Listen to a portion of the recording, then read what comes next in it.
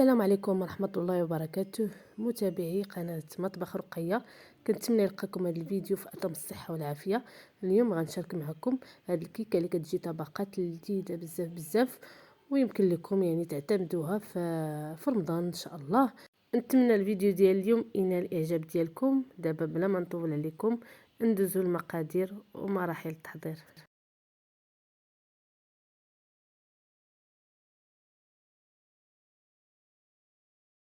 بالنسبه للمول انا استخدمت هنا المول للقطر ديالو في الطول 25 على 20. غادي ندهنوه بشويه ديال الزيت وغادي نرشو بالدقيق باش ما يتلصقش ليا القاع ديال الكيك.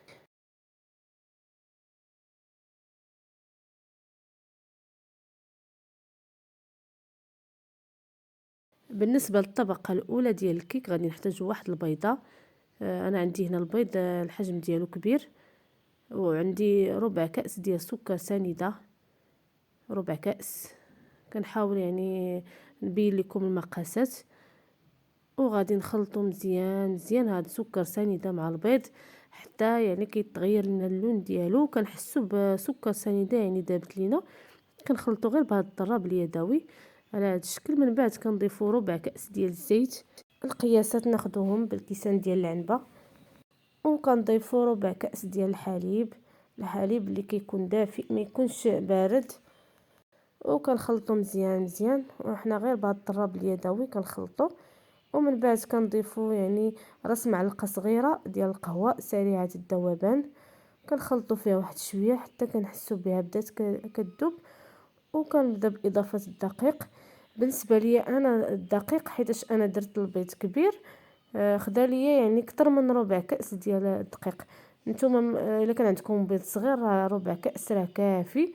ودرت هنا معلقه صغيره ديال الخميره، خميره الحلويات، البيكين باودر. ودرت معلقه صغيره عفوا ديال الكاكاو. غربلت كلشي وكنخلط الخليط. وكما قلت لكم في الاول الامانه بالنسبه لي انا عندي البيض كبير، زدت مازال معلقه كبيره ديال الدقيق. الا كنتو غتخدموا بالبيض صغير غادي ديروا غير ربع كأس ديال الدقيق كافيكم.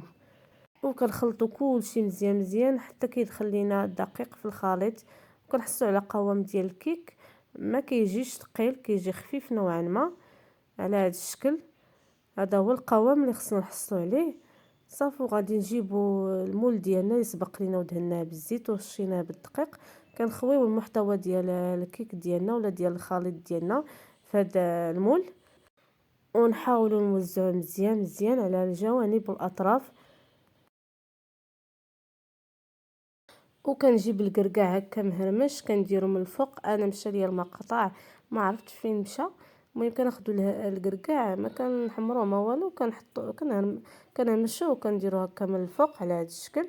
صافي كندخلوه للفران اللي بارد. كنشعلو غير من التحت حتى كطيب لينا الكيكه، وعاد كنشعلو عليها من الفوق باش تحمر غير واحد شويه. وصافي كنخرجوها.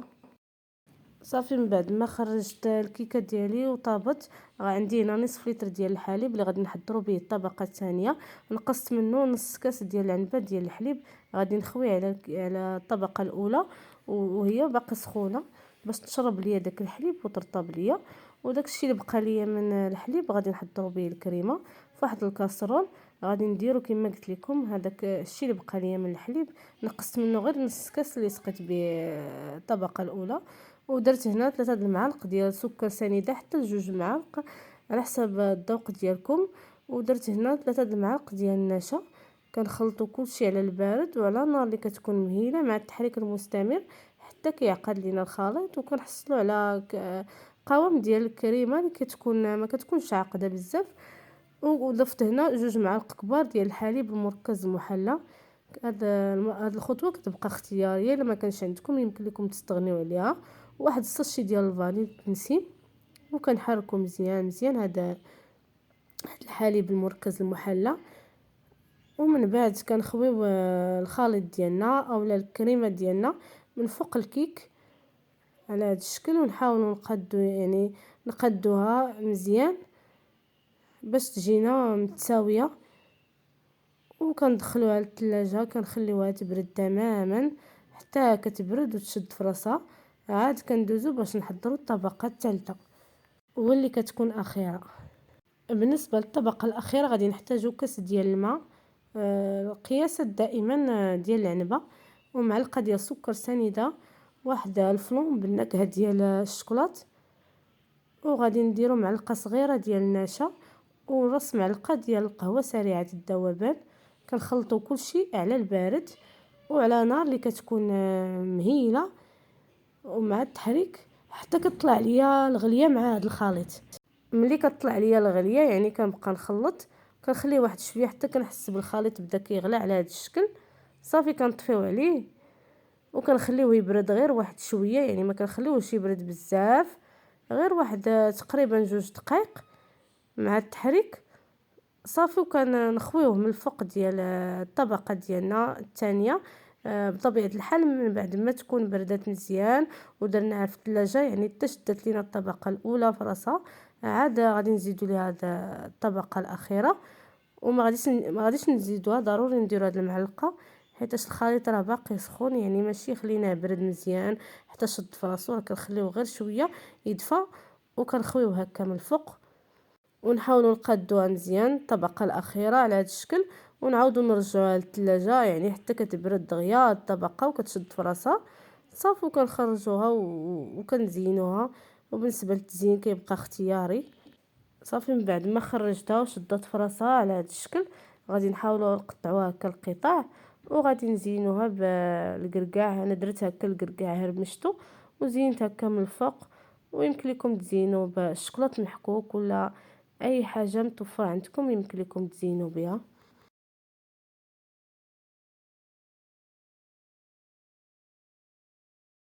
وكنقدم لكم الاقتراح ديال اليوم بالصحه والراحه، كنتمنى لنا الاعجاب ديالكم. هذا هو الشكل ديال الكيكه ديالنا، طبقات اللي حضرنا اليوم لذيذه بزاف بزاف واقتصاديه وكتجي في المذاق ما عندي ما نقول. يعني جمعنا ما بين القهوه والقرقاع والكاكاو وعطانا هاد الكيكه لذيذه بزاف. غير جربوها غادي تعجبكم. قطعت معكم الجزء باش تشوفوها كتجي من الداخل.